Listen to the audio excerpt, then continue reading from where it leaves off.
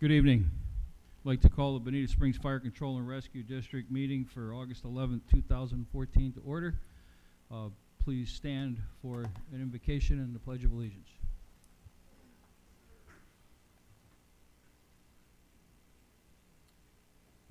Let us observe a moment of silence for 5 firefighters who lost their life in the month of July.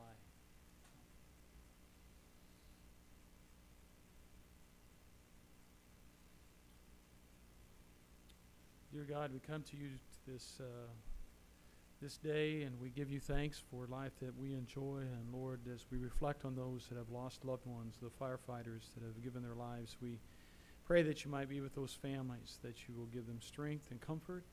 Pray that you'll watch over them. Pray, Lord, that you will surround our firefighters and their families here, and that you'll protect them always and keep them safe. We thank you for the freedom we have. We thank you for our nation, and let us always do what is right in your eyes. It's in Jesus' name we pray. Amen. I pledge allegiance to the flag of the United States of America and to the republic for which it stands, one nation, under God, indivisible, with liberty and justice for all.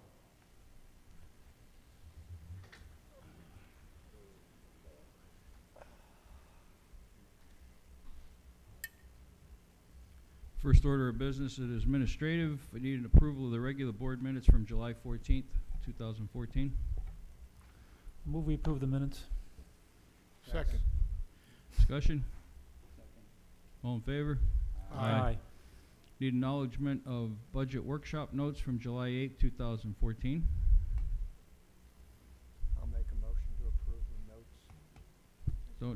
notes. We just need an acknowledgement. Acknowledgement. Okay. Financials, one motion, July 14th, 2014, and current expenditures. Acknowledgement of July 2014 financial report and the acknowledgement of wire transfers and transfers between accounts. I so move. Second it. Discussion? All in favor? Aye. Aye. Aye. Next item on the agenda is always exciting. We've been giving a lot of these out lately. We're pretty blessed. I'll let the chief take over here. I think Deputy Chief DeWitt is going to.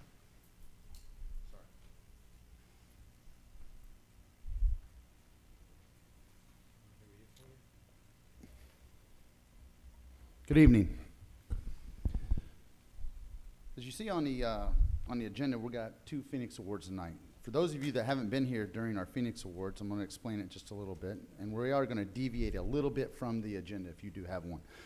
The Phoenix Award is the most meaningful and prestigious award presented by the Bonita Springs Fire District. In order to recognize the dedication and skill of emergency responders, this award was initiated after the district began providing advanced life support services March of 1999. The Phoenix is recognized as a symbol of excellence and as a mythical bird said to rise again from its ashes. This award is presented to those who exhibit expertise on emergency medical or fire scene to restore life to a victim. As I said, we're going to deviate a little bit from it. I would like to, at this time, talk about an award that goes out to the firefighters on Engine 24. These gentlemen responded to the aid of an 81-year-old man who had suffered a cardiac arrest at his home on June 23rd, 2014. It was established that the patient had an extensive cardiac history. The crew was, and if they are present, please have them come up here. Acting Lieutenant Jesse Cottrell, firefighter Jonathan Whitlock, firefighter, paramedic, both of them firefighter, paramedic, I'm sorry, Brian Hornberger. Were directed by the patient's spouse to the back room where the found bystanders initiated CPR. The firefighters checked and found a slight pulse on an unresponsive patient and applied the defibrillator pads. The patient was attached to a heart monitor and was given small doses of electrical shock, which acted as a pacemaker for this person and for his heart. This treatment allowed the patient to regain consciousness. He was alert, awake, and oriented while being loaded into the ambulance. Firefighter paramedic Brian Hornberger rode into the hospital in order to assist Lee County EMS. Halfway to the hospital, the patient became unresponsive. He had no pulse and was not breathing. CPR was quickly started and continued until care could be transferred to the hospital staff, where now the patient is alive and well and back at his home. So we'd like to thank Brian Hornberger and Jonathan Whitlock.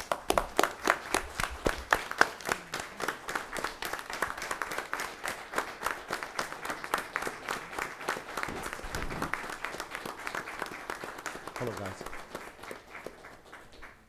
Because when you're able to restore and truly save a life, you have given a family something they would not have without you. Their wife, their husband, their father, their mother. You do make a difference, and we are all proud of you. Brian's the one with no hair.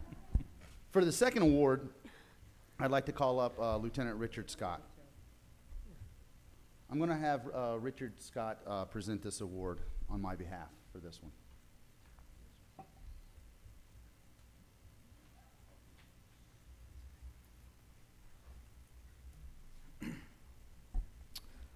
All right, so on Memorial Day, our shift is on duty, and a call comes in for a cardiac arrest.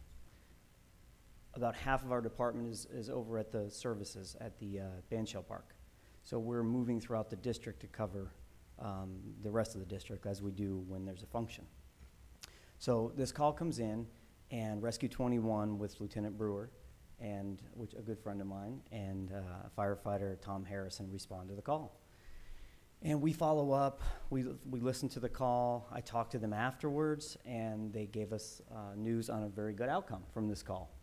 That the person was, they had to remove the tube, the person was talking before they got to the hospital, and responsive. Approximately a week later, I was at a family function with my family and aunts and uncles. And my Uncle Mike, who's out in the audience tonight, was telling me about something that happened on the tennis courts at Pelican Landing, that a friend of his was playing tennis, collapsed, and he initiated chest compressions. This turned out to be the same call. That's why I'm up here. It was my uncle that started that. So I was very proud of that. Of course, we talked about it. It's just a small world. It's coincidental. It's just a reminder of the way a small community like this, helps each other out. And now, two friends that I work with every day and my uncle were instrumental in this person's life being saved. So I wanted to make that presentation. I also, before I call him up, Lieutenant Brewer and my Uncle Mike, Dr. Michael Soper, excuse me. That's the way he should be, he should be addressed. After this, there was such an awareness that went on through Pelican Landing that himself, his wife, Ann, who's with him tonight, and several of their friends organized a meeting in Pelican Landing, and they had over 80 people show up. And the message that they were sending is if you do very little intervention, very little work, chest compressions, and call 911, that you can make that difference.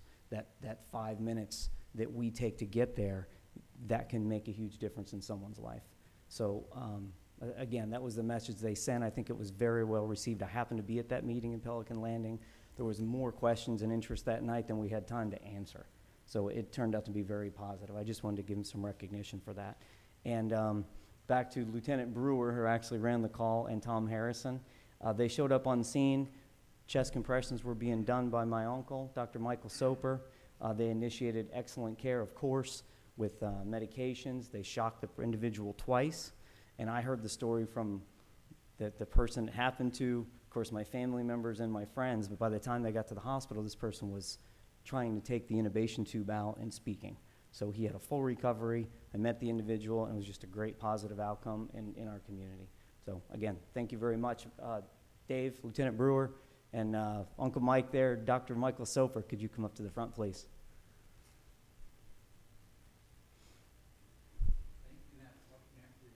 Oh, I'm sorry.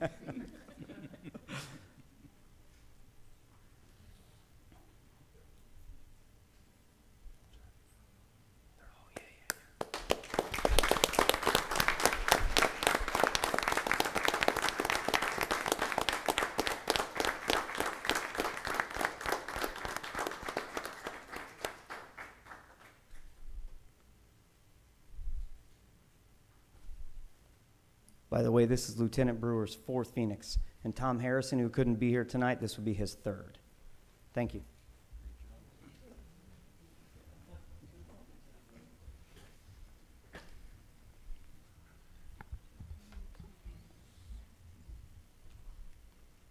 Congratulations again to all.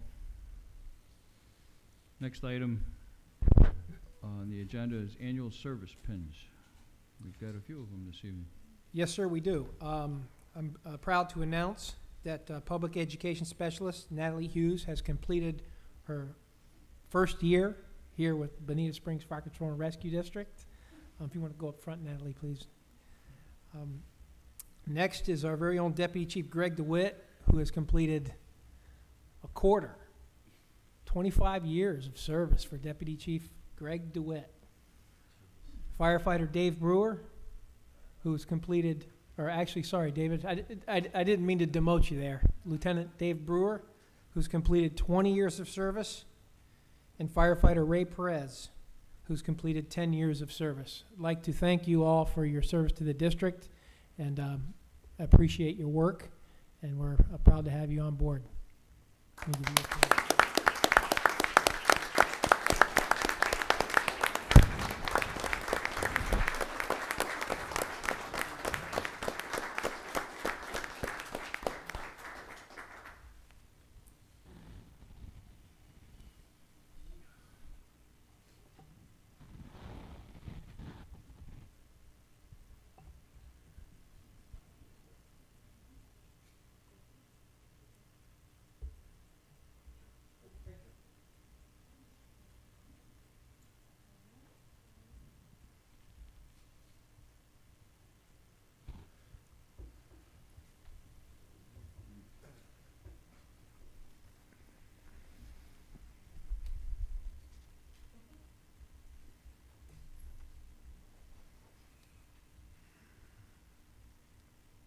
Next item on the agenda is our modified organizational chart.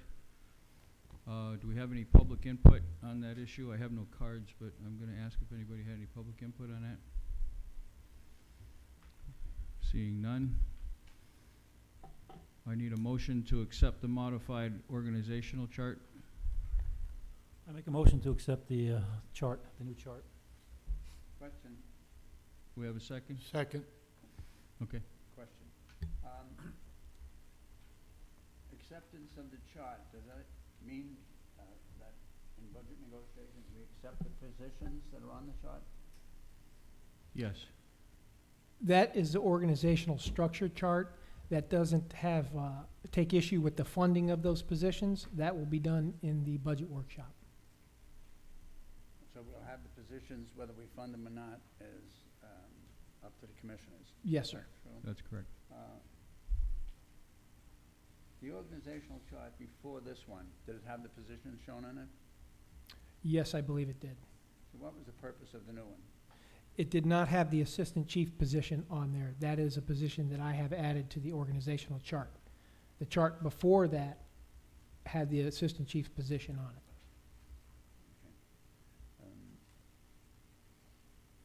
So it sounds like we're all in agreement that we're gonna have a new position called the assistant chief? Well, it was a position that was there and then taken away, and now it's back again. And way I remember this, we had that position but didn't fund it, and now we're just bringing that back to Does the this, chart. in effect, result in a additional employee in the department? That would depend on whether or not the board decides to fund the position. Mm. For example, we've had other positions that were funded that weren't filled, and we've also filled positions that were funded at a later date than they were necessary, once they were deemed necessary. But at this point, there's no positions funded on the whole department as of yet until the budget process is over. Then each position will be determined by the board if it's funded through the personnel budget. All in favor? Well, I got a Oh, I'm sorry. question. Could you give us the net effect if assuming we approve this and we approve the funding the position at the workshop, is there a net plus or minus on the budget, assuming that all that went forward? Isn't that a separate issue on the chart versus the budget? I'm not sure. I just want to make sure we're... The budgeting process will determine Yeah. what we do, but I think what Commissioner Forbes is asking is what as of right now, what adding the position would cost the district. Right. Adding the assistant chief position, should the board decide to fund all the positions in the district that are located on this chart, which would be adding one position, which would be the assistant chief position, would be $35,000.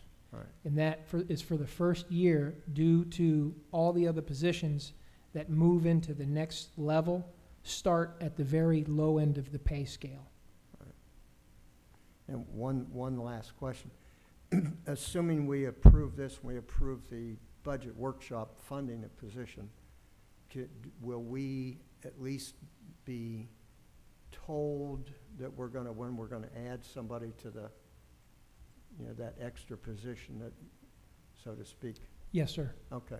So if we want to discuss it, we could do it and. Yes, sir. Okay, very good. Any further discussion? All in favor? Aye. No.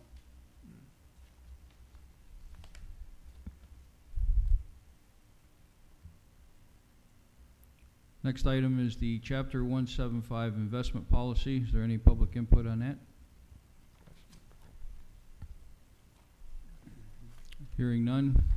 I'm sure everybody here has had a chance to look that over. Need a motion to approve this? Make a motion the investment policy be approved. I second it. Discussion? All in favor? Aye.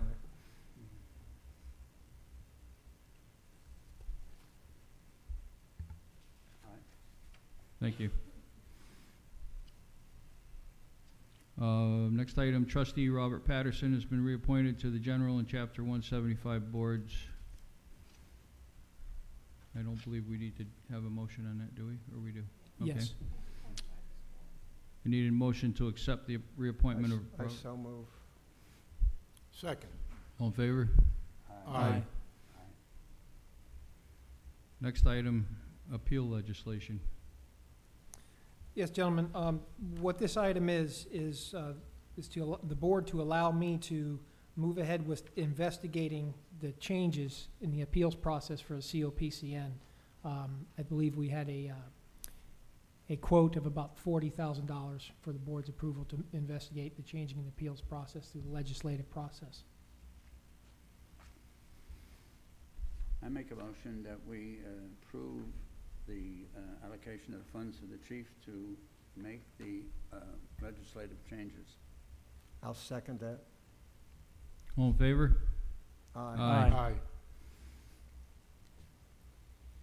Next order of business is old business.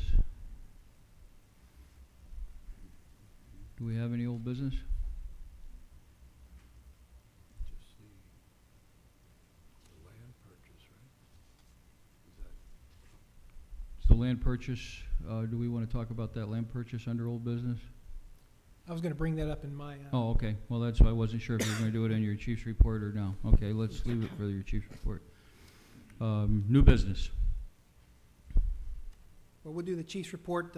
What I have is EMS I have been in touch with Counsel Maggie Mooney. We are moving forward in the process. The process will continue, and the judge has ordered, I'll send the information out to the board, but just an FYI, the judge has ordered that Lee County EMS be required to reply to our writ of certiorari, so that will be taking place. The property has closed. We have the recorded deed, which is on Imperial Parkway. I believe the board did authorize me to complete that sale, and it is done. We now own the property.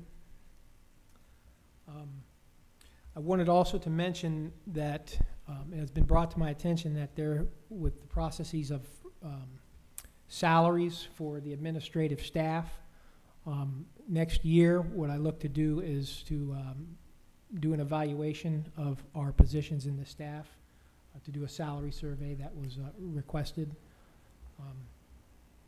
Also, I would also like to say that we did receive an outstanding report from our public education specialist, Natalie Hughes. I think I have wanted to read this. See if I can find it.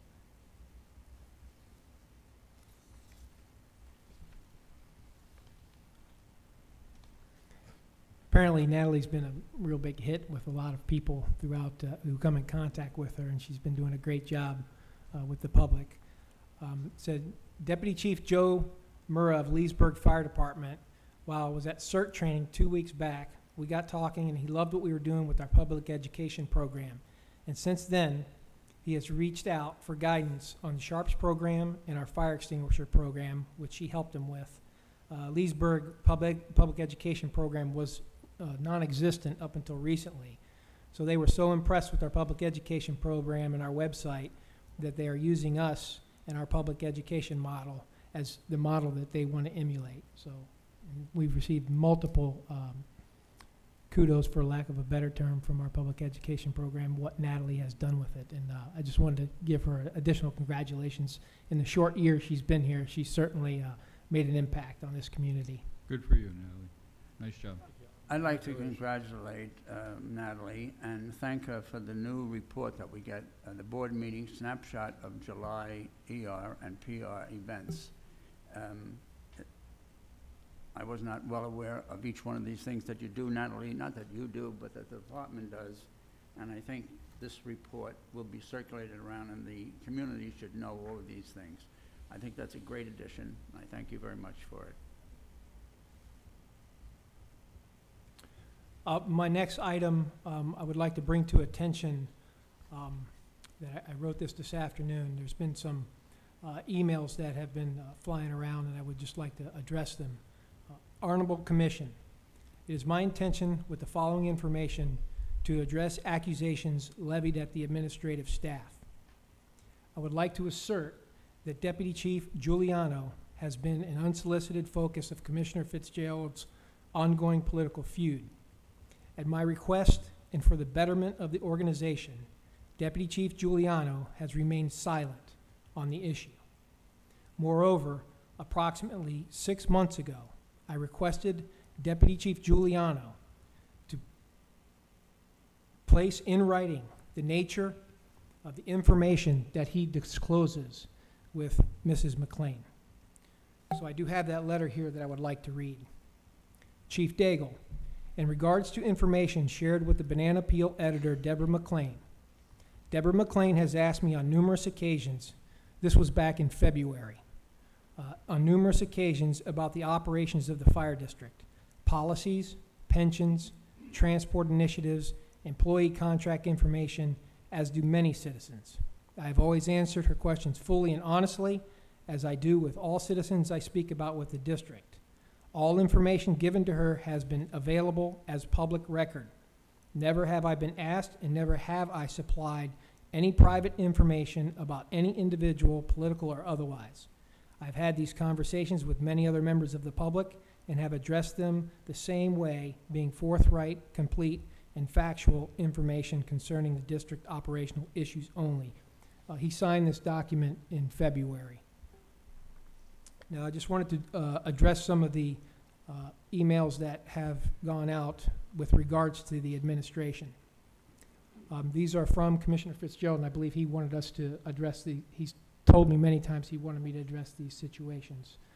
So it seems that I am the ultimate target of Deborah McLean and her bosses, Bonita Deputy Fire Chief Giuliano and Fred Parton, BSU. Deputy Fire Chief Giuliano is not a paid part of the fire union and risks his job by feeding McLean with information that he digs up about me, Commissioner Fitzgerald, from his contacts with the New York Fire Department. He exposes himself as an unworthy member of the Brotherhood of Firefighters. That was on 2/20/2014. The next email was May 12th. Her disagreement with presentations should not be reason to contact the hierarchy of Bonita's Fire Department. By doing so, McLean is demonstrating that her commitment to the fire union may also extend into the individual high-ranking individuals in the Bonita Springs Fire Department. Gentlemen, I know that you did not write the banana peel. Frank Giuliano and Deborah McLean did. I can't believe that you are proud of how she attacks every person that ever showed any interest in becoming a fire commissioner. That is without first getting the approval of Frank and the fire chiefs. McLean is allowed to visit this fire station almost on a daily basis. It is that certain members of the staff revel in her vile writings in the banana peel. In fact, they supply her with material to write.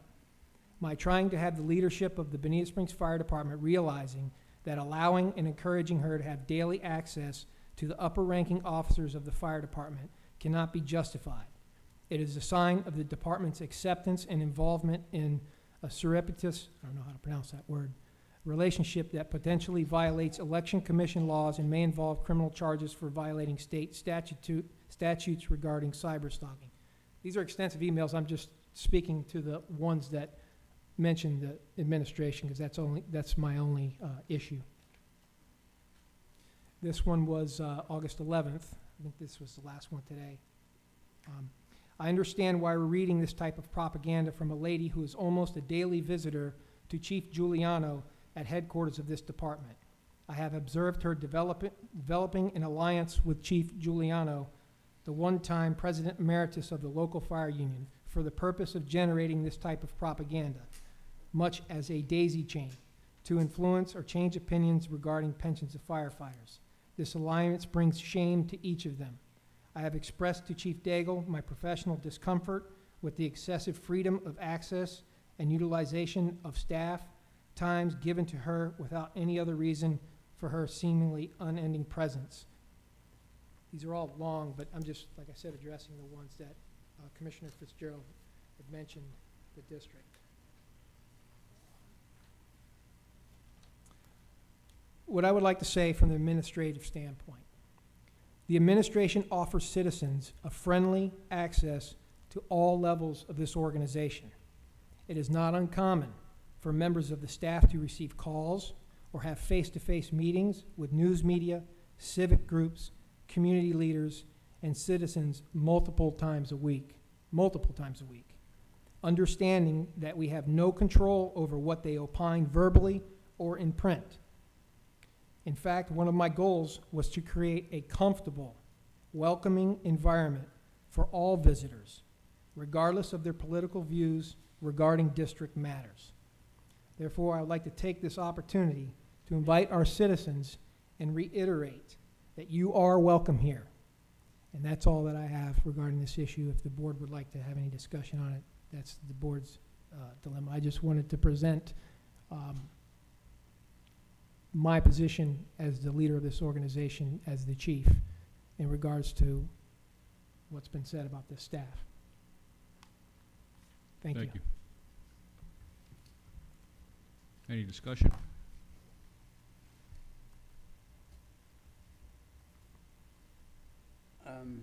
I thank you, Chief, for bringing this into the open, in all honesty. Something I couldn't do myself to get it into the press. I don't know who here gets the banana peel and who here reads the type of things that are in the banana peel and reads the information